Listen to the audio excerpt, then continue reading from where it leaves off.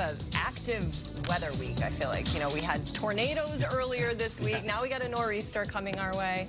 Yeah, it's been an active fall, actually. You know, we've certainly plenty of water. No talk of drought around here. More rain on the way. And here we go. Let's take a look at the starting what's going on. And we do have in our weather headlines the rain and the nor'easter coming in. Now, this is not, you know, it's one of several nor'easters. We're going to have these all winter long. We'll have them into the fall, and the heaviest rain will come tomorrow morning into the first part of the afternoon, 1 to 2 inches.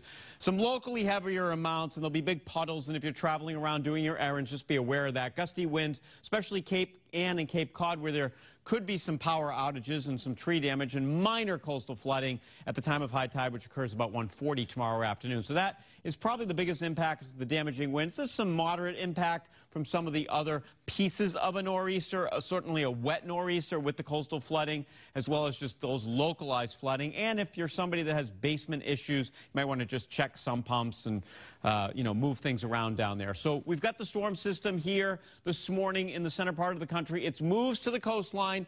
It continues to be fairly potent as it moves up through New England. It will put the slug of rain through, I think the heaviest rain coming from about 10 in the morning till about 2 in the afternoon. After that time, it will still be raining, but the absolute heaviest will be over, and even the evening tomorrow we'll look for a few scattered showers around or just some drizzle. And it may become fairly mild for a time tomorrow afternoon. And we'll also have to watch what happens with colder air moving in on Sunday morning. More on that in a second. So here we go with the coastal impacts. We will have some minor beach erosion.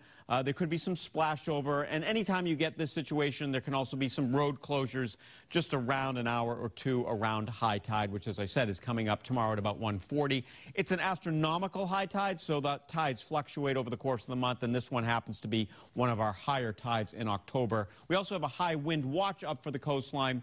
There'll also be high wind warning for Cape Ann as well as Cape Cod and the islands, where winds could gust up to 60, and that can certainly do some tree damage with, you know, all the leaves on the trees, the leaves acting like little sails, pulling those trees and tree branches down, which of course leads to subsequent power outages. Now, there might be a few icy spots on Sunday morning.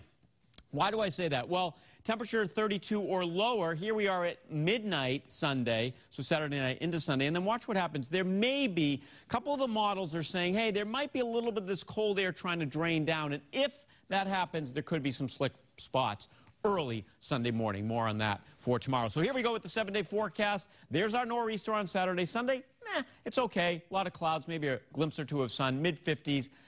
If we get lucky, we'll go to the lower 60s.